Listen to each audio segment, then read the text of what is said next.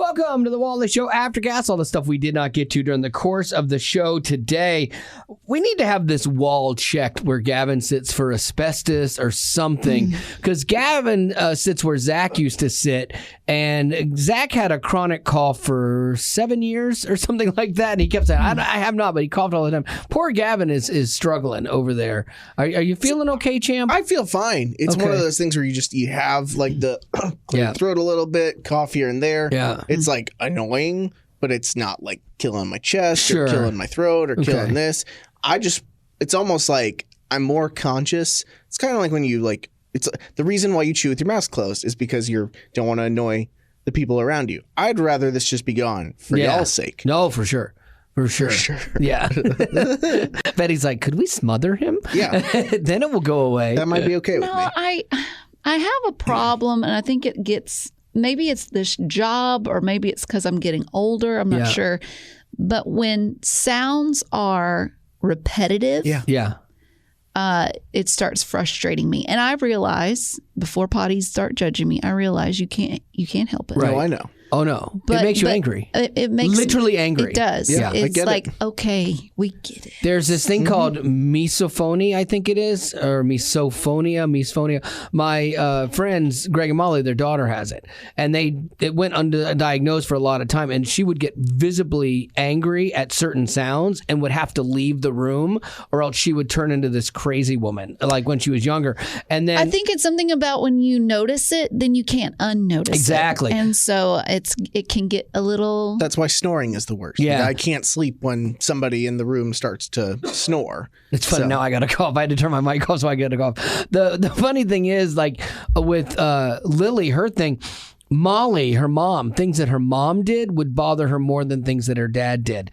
But like things like chewing gum or clicking. One time they were driving, not even in the same car, and she could see her mom chewing in the rearview mirror. And she was like, you have to stop that. Like, what? That is crazy town. So like, you might have that. You might have a touch of that. I know when my dad... I felt bad. Also... Yeah. Also, I don't know. It's just annoying. It's My dad, like he died. I think most people would admit. Oh yeah. Oh sure. I'm annoyed that it's happening. Yeah. Like I'm not sorry. I'm not going to say sorry for that. Maybe you should. No, I'm not. But I want it to be gone so that everyone in the room can be happy. Like when my dad was dying, he was dying of like pulmonary problem, fibrosis, and like so it was making him cough, and it was that cough where he'd cough, and he couldn't, and it would never like clear, and you're like sitting there like, just clear, just stop, you know, and like because you want it for them, because you're like, it's like building up to this cliff, and you're like, okay, it's got to stop now, and it just doesn't. And I felt so bad for him because it was hard, but like I'm like, I don't know how my mom, like I think I would have lost my mind, but maybe you get used to it too, where you can deal with it. And she lifelong partner loved him, you know, so. Right. Maybe she did what I do sometimes is when things are getting a bit too much for me in this room, I tend to turn up my headphones so I can just listen to the music. Oh, I know. And that helps me because I know that if the thing is, it's hard because if I keep repeating myself on saying something that's annoying me and it's not being fixed. You become annoying. Right. Yeah, then I become the one that looks like a horrible person. Right. When in reality, I've said it once. Right. Twice. Yeah. 3 times. Right. Maybe people would change their ways. I don't know. But instead they choose to not. Sure. And so I just have to turn up my headphones. It's a good idea. Yeah. Self-monitor. That's a great idea. I love it. I like how you're handling this. Self-monitor your anger. Yeah. Oh, no. That's impossible, actually. Everybody have a good weekend. Everybody. Gavin, you play golf and like almost only 7 shots over par. Yeah. It's amazing. I'm enjoying the heck out of playing that game. So I feel like I could do it every single day. I'm not going to because you can't afford it. Too much money. Yeah, absolutely. But I do love it. Golf is expensive. It's like going to Five Guys for a hot dog. We covered that in the Aftercast. Also, insanity. Getting a hot dog at Five Guys versus just the burger. Like, hey, Five Guys, real quick. Did you know there's a place called Costco that sells them for $1.50 with a drink? Or Sonic. Like, Good Lord, $7.29 for a hot dog. You complain, but you are the. I still did it. Yeah, you are the target. I know. I started to go. I started to look at that and go, oh no, sorry, and I should have walked out, but I was really hungry too. But it altered my whole order. I didn't get the fries or the drink just because that stupid hot dog was so expensive. That reminds me a little bit different, but my mom and we were going out to eat recently, and we went to this barbecue place, and we love this barbecue place. It's a chain, and so we were going there to eat, and my mom had to go to the bathroom really bad. She had a large Diet Coke and she needed to go, and we go into this place and we realize there are no public bathrooms, none, and there's not even seating area. It is just you walk in, order your food, and they have tables outside. That is a hole in the wall, then. No, it's a chain. It's a well-known chain. Really? Anyway, we walked out. Oh, you did? Yeah, nice. I mean, the guy was like, "Hey, welcome. Do you need help with anything?" And my mom was like, "Yeah, I think we're gonna go." Yeah. And we walked out. So I might need you to give me one of them large cups. So you can walk out. I know, and I should have. I should have walked out on principle alone, and I should have said something. $7.29 for a hot dog. If you lost your ever loving. What I'm realizing, yeah, is that you really it's odd because there are times where you worry about what other people think of you, correct, and then other times where you couldn't care less. Yeah, yeah. There's no way that you could care anymore. So that for example, you said that when you would go through the drive-through, you would put your hand out or something to let them know it's not me that's holding up the line. Exactly. It's the people that are running this joint. Exactly. I hold out the money so people behind me know I didn't make some giant order and it's me being the drama. Right. And then when it comes to Kohl's, you worry about the teenager behind the cash register. Yeah, I don't want to look cheap. You worry about the teenager that's behind the Five Guys register thinking you're cheap. Yeah. Why is it that it's with strangers? Yeah. Like for instance, when you don't care to turn on your blinker, you don't want people to know where you're going. I only use my blinker when it's going to directly affect somebody. Like if you're in my using my blinker. You don't know if it's going to directly affect like if someone. You're a mile behind me, you don't need a blinker. Like it's pretty obvious. Like oh, he's there. But if you're right there, you can't figure that out every time. I do. I do the math in my head. Well, then you're screwed because you can't do math. No, like I literally I will make a judgment call. Does this person need to know where I'm going? And if they do, I will put my blinker on. It's not about needing to know where you're going. It's about safety. No. And then see, why is that different? If I'm ever going to turn a corner, like say I'm turning right and somebody is waiting to come out, and they're depending on what I am going to do affects their judgment, I always use my blinker so they know, okay, he's going to turn right, you can pull out. It's funny though, I was literally just thinking about this yesterday because somebody had their blinker on to turn, and so I went to pull out in front, but they must have just forgot they had their blinker on, and they almost hit me. And because I pulled out thinking, oh, I trusted them, I'm never trusting them again. So the blinker doesn't mean everything, It's true. It's true. Because they were knuckleheads. Also, do you think that those people at the Five Guys or Costco, Kohl's, wherever, remember you and think, that guy? Yeah. I don't want to be that guy that comes in. You're like, oh man, here he comes again. I feel that way every day. Here comes the hot dog guy again, Here comes the hot dog. Then they start naming me like Nathan or something after a hot dog. Here comes Joey Chestnut. Great. They call me Joey Chestnuts because I'm crazy. Yeah, so I don't want to be that guy. So yeah, I definitely have things where I am concerned about how something looks to people. Because I think most people, if you're honest, most people, even people that, say they don't care about things, like most people, you don't want to be the problem in life. Some people have no problem with that. But I don't want to be the drama or the problem in people's lives for sure. So But I mean. But only for certain people. Just for you. It's a gift. It's my gift to you.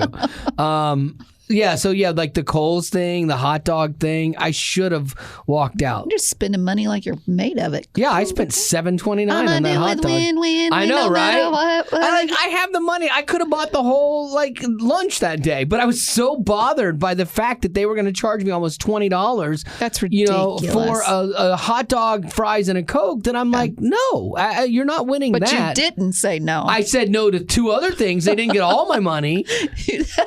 They only got a little bit of my money. See? A little bit of my money. All I do was win. See, I'm still winning. No one there's retiring because of me. And I'm taking these peanuts on the way out. You showed them. I did. You know what? I'm going to take another glass of water. Oh, yeah. Thank you. I'm owning them.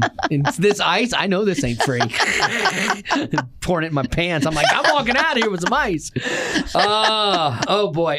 Did you guys see this from Ashton, Kutcher, and Mila Kunis? They're walking back a little bit. They issued an apology video after they got some criticism over a character letter of support for Danny Masterson. Now, he was on the 70s show, which they all starred in, and then he got convicted of rape, which is, I mean, like on 2 counts, and 1 count was a mistrial. Yeah. So, like, substantial evidence against him, blah, blah, blah, blah. And so he is facing 30 years to life in prison for this. And so they had written a letter.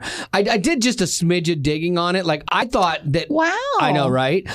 I thought that he, like, this was for, like, his trial and them saying, oh, well, he didn't do it. He's not that kind of person.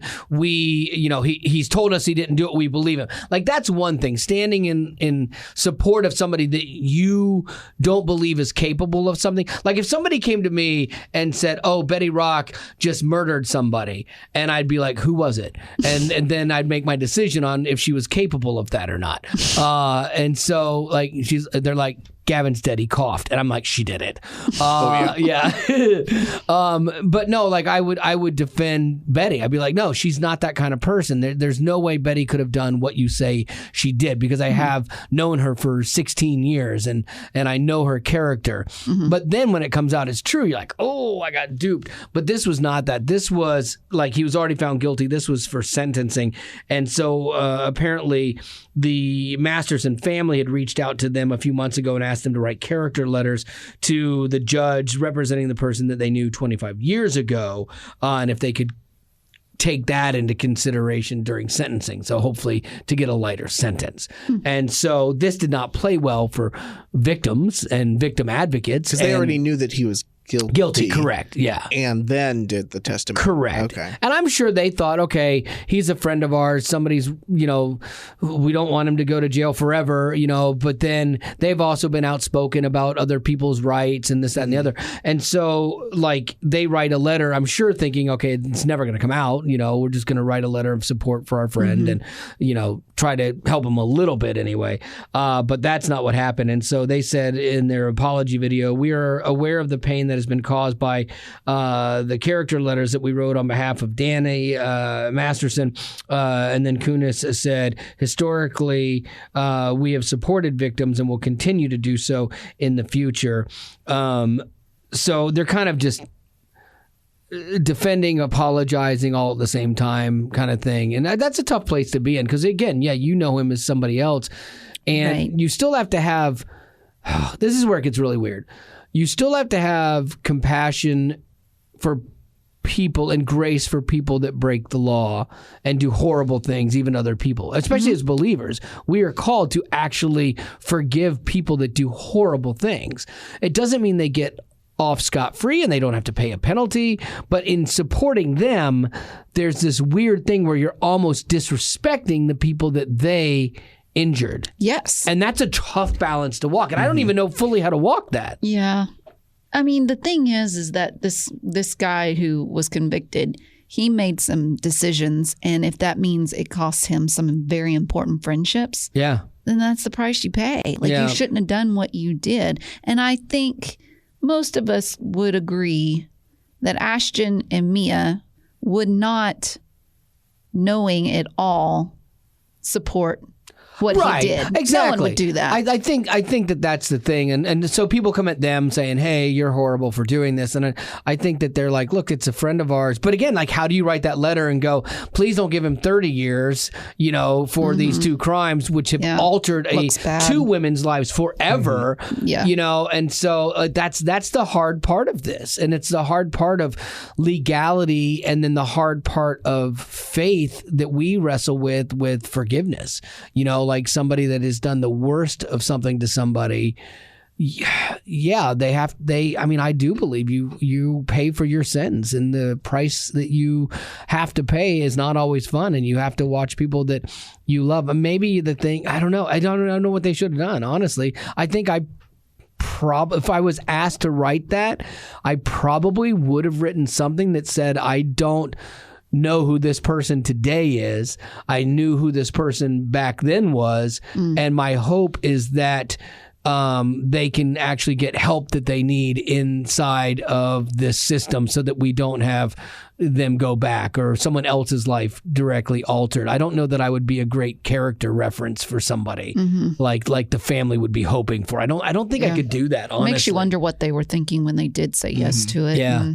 I would have trouble doing that for somebody. At the time, was he, did he call them and say, this is all not true? Right. That's a whole nother story, because then you're defending a friend against an allegation that you are believing them in telling you the truth. And I get that. I 100% get why wives don't believe their husbands were capable of doing something that they did, or vice versa, or friends or family. I get defending somebody to the nth degree, but then when it is proven, they're like, ooh, okay, I can support you as a person, but I definitely, and I can love you I think it's more like I can love you as a person, but I can't support what you did to other people, and I think that's maybe where they probably should have not written the letter, in retrospect is probably the better thing to do, and maybe write a letter to him. That's really what they probably should have done, is written a letter to Danny and been honest with him and said, man,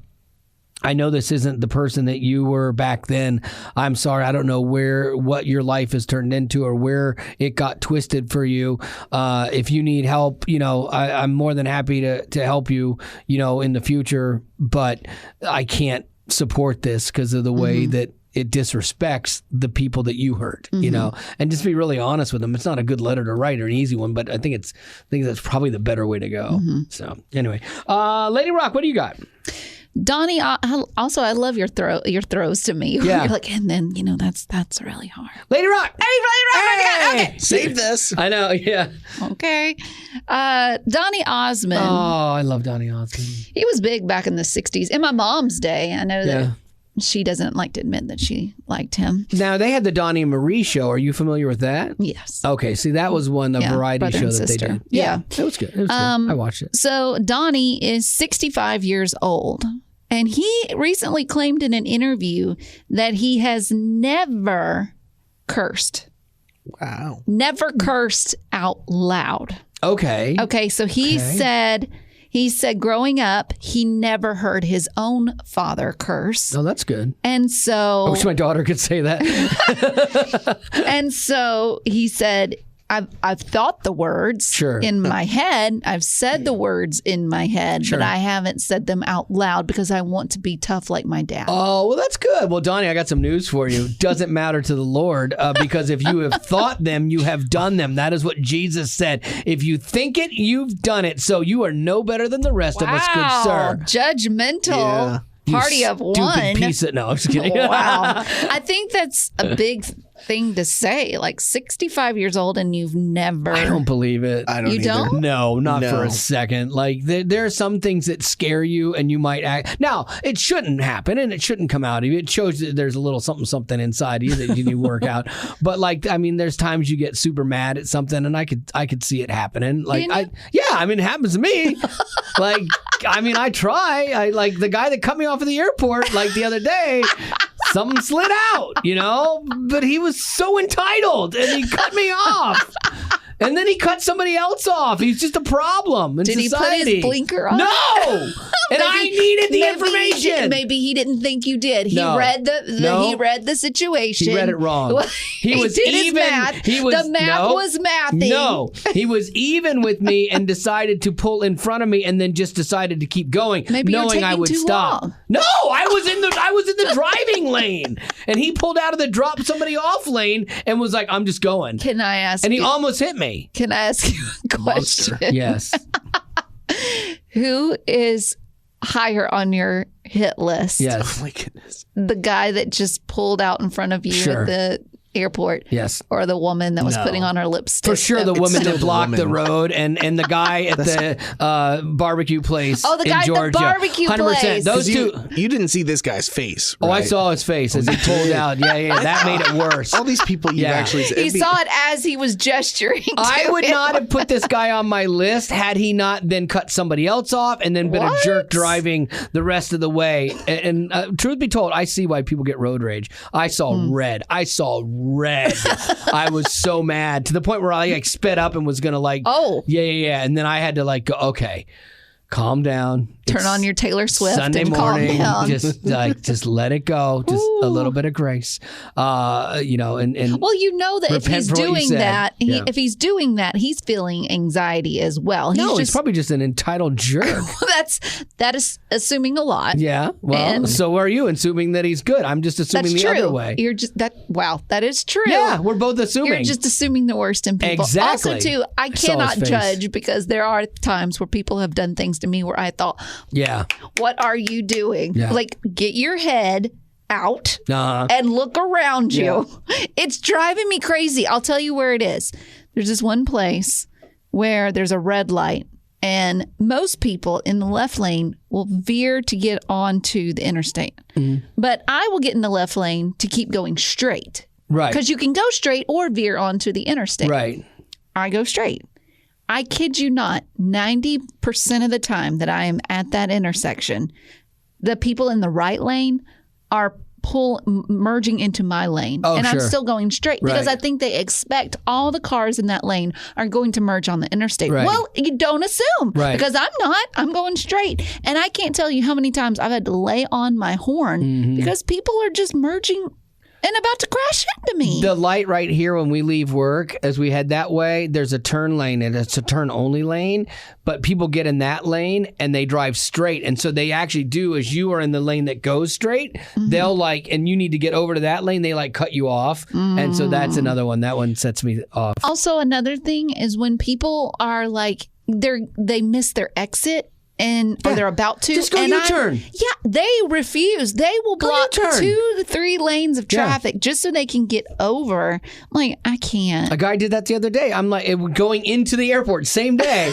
there had been a rolling stop, so traffic was backed up. So somebody goes all the way down. They're like, you know what? I'm in my Lexus. I'm too important to wait in this line that you just waited in. So it depends on what car they're driving that makes them more entitled. Oh, absolutely. And so I'm going to go ahead and drive all the way up here, and then I'm going to whip in last second. And so, that's what what they did to you? Yeah, different person. What did you do? They got the people up in front of me. So I was honk? I was not happy I was sad for the people in front of me. Did Marty say anything to you? No, she was so stressed about missing her flight. Like she was a lunatic. I'm like, it's going to be fine. It's going to be fine. She's the lunatic. She gets really nervous about flying, and then this police roadblock slowed us down. And so it looked like I'm like, you're going to be fine. You're going to make it. You're going to be fine. I had a weird thing the other day. It was this trip, that one trip. Oh my goodness. So my wife and I are in the car. It's like 5:30, I guess, 5:45 when we left our house. And we come to this red light that I go to every morning on my way to work. And if I time it just wrong, sometimes it feels like a 3-minute light and it won't change and there's no one coming. Same situation today. It's 3 o'clock. It's 5:45 in the morning. The light turns. No one's coming. We're all just sitting there. And there's this motorcycle that had been following us. And my wife goes, I wonder if that's a cop. I'm like, I don't think so. The lights look different. I don't think so. And we get to this light. All of a sudden, it's a cop, hits his blue lights and peels out behind me, and he goes in front of the car in front of us. I'm like, what did that guy do? How is he getting that guy? No, this cop was an angel. He goes into the middle of the intersection, turned on his lights, and then told us to go through the red light. I'm like, yes, sir! Wow! Yes, sir! That was the right decision. That is awesome. It was so great because that light is ridiculous. I run it a lot of days. Let me tell you one more thing because we're both going to get on this soapbox. Guys, 2. Okay, I'm going to give 2. Guys, I don't know. If you're one of them, let me just let you in on a little bit of the female brain. We do not care how fast or what tricks you can do on your motorcycle. We also couldn't care about your muffler on the back that is so loud and obnoxious. And a third, we don't care about how much your subwoofers can make your car, vibrate, the bass vibrate. We do not care about those things. So if you're trying to impress a girl by those things, if anything, you're going to turn her off because she doesn't want anything to do with it. It just reeks of desperation to me. Like when you're like, oh, look at this little pop-up trick I can do with my motorcycle and I can wean in and out of traffic. No, you're a dirtbag. Okay. I think and then the loud mufflers, who are you trying to impress? You're just being obnoxious to everyone else and you're putting it on a little Honda Civic from 1999? That's what always makes me laugh. Come on. I love that when someone's tricked out their Honda Civic. You're it's so cool. Still a 4-cylinder, you know? Makes me mad. I think in most cases, to be honest, I think when guys do that, I think we're trying to impress each other. Yeah, other guys. I think it's trying to like. Are you impressed by it? No, not at all. I think it's all ridiculous and overdone. So, but I think if you have a certain type of guy. If you have muffler bros, they're trying to impress other muffler bros. Yeah, that's a good point. Well, they should have their own town or something. Be the noisiest one ever. Yeah, I hate them. Oh yeah, I never got into that culture, that race car, street race culture. It's a whole thing, and there are girls that do like it. I watch TV shows about it, and of course that's because they're on TV shows. I know they're not real people. Yeah, I don't know. Well, I mean, these guys end up getting married to somebody. That's true. You know, but then they probably tell them to sell their car. Find each other at the racetrack. They don't find them on a pedestrian road. Yeah. Like, go somewhere else. I had a friend of mine, like when I was in college, he was like a really good looking guy. So I never had his problems. But he was telling me, he's like, yeah, you know, if I'm driving sometime and like if I see some girl that's really cute in her car, like I'll pull up next to her and roll down my window and start a conversation. And like he's dated women like that before. I'm like, how is that possible? Wow. Like that seems crazy to me. Wow. I mean, he was really good looking. But he must have been. Oh yeah, because like to actually meet somebody driving down the road and then get to where you. And I guess it was kind of a different time though too. Like not as much Dateline material. There weren't nearly as many Dateline specials back then. But like, yeah, I think that's a weird thing about finding some person like that. I had a girl in my she graduated in the class before me, and that's how she met her husband. Was because they pulled up at the same red light. Really? And that's how they met. And they like started a conversation? Yeah. That's unreal. See, pulled over into a parking lot, started talking, and now they're married. How? Like, I don't like that would make you look like a creeper. Like kind of does. Like when I was at the lake the other day and I saw somebody else with a foil. It was a lady that was carrying up a foil, like an e-foil, and I'm like, oh, I do this, so I wanted. And I'm like, oh, there's so few people that do it. Mm-hmm. I'm like, hey, do you foil? And I walked over towards her, you know, because she was going to her car, but I purposely stayed way away and was like I'm even farther than you are right now. You and I are probably 8 feet away. Mm-hmm. I was farther than this away, and I didn't want to look like a creeper. And so I'm asking her questions about that, and then she's like, "Yeah, my husband does this," and then he comes walking up, and so I'm like, "Okay, cool." And but like I stayed respectful. Like I can't even imagine the charisma that it would take for someone to pick up a chick at a red light. Like that's confidence. That's next level. Or she was super desperate. Yeah, I don't know. I don't know. Why not both? On a scale of 1 to 10, okay, Rock. Guy pulls up next to you. Let's say he's micro. He looks great. Okay, he's right in your wheelhouse. Micro-ish. Yeah, ish. You look over. He looks at you, and you meet eyes, and it's like he's like, hey. Hey girl, hey. There's something about you. Like, I don't know what it is, but I mean, gosh, your smile is amazing and your eyes are like hypnotic.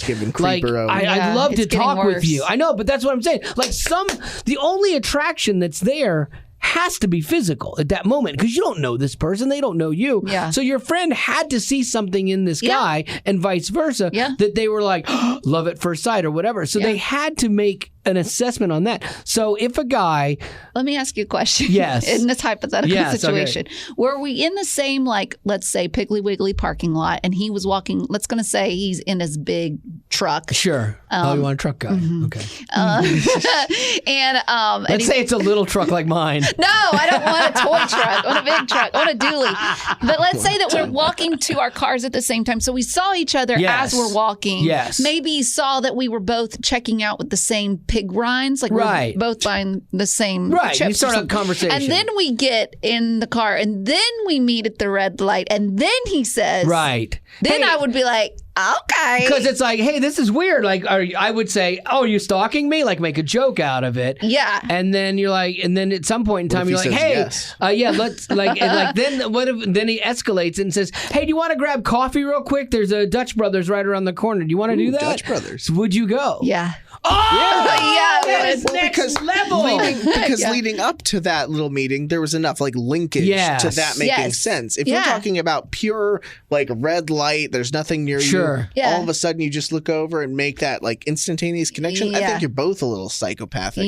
For that. Okay. But if he looks like Micro, he is in a big truck and he bought the same chips as me and he's at the Piggly Wiggly. He's handing a pork rind to her out the window. You know what? Come on. Dutch Brothers is great, but you know where they have great coffee? My parents' house. Let's go meet them. You know? Okay. And then they say on Dateline, it was a beautiful matchmaking until it wasn't. It started in the parking lot of the Piggly Wiggly. Oh, that's great. All right. What do you got, Lady Rock? I have a couple things, too. I'd like to shout out and a birthday thing. Oh, go ahead, because I have nothing. Oh, okay, good. This is from Julianne. Says, hey, my family listens to you guys' show every day, but I would love to do an anniversary shout out to my husband, Kelly. We celebrated 13 years of marriage in September. My husband is the one who led me to a relationship with God. Oh, that's great. We started seeing each other. He told me we could hang out on Sundays, but we had to go to church first. That's something I had rarely done before meeting my husband. 15 years later, we were married with 2 beautiful children. And we attend church regularly. Very cool. That's awesome. And I thank God every day for God putting Kelly in my life, because without him, I would not have my relationship with Jesus. That's cool, too. Like, she credits that. And that's like, that has to be the most important relationship in our life. And I know we get it mixed up sometimes, and I get it out of balance too. Sometimes I put my wife before God, and I should love God far more than I love my wife, and it's easy to get that out of balance. So nicely done, and congratulations. And then finally, hey Wally, my oldest son Ryan is turning 16. Nicely done. Sweet 16. He's a huge fan of the show. We live out in the country and listen to you almost every day when we go to town, the big city. He's big into disc golf, guitar, and he loves to cook. So happy birthday, Ryan. Question, have you ever been to an American fast food place in another country? This is from Pamela, his mom. No. Have you? Mm-mm. I have been to a few. Usually they say you shouldn't go to a fast food restaurant outside of the country. That's where you need to be adventurous and try new things. Yeah, but that's the problem too sometimes. I've been to like a KFC in France. It was great. And my sister-in-law used to eat really healthy when they lived there, and we had her kids with us. And we were down in like the south of France, and it was like the small town, and there was a KFC there.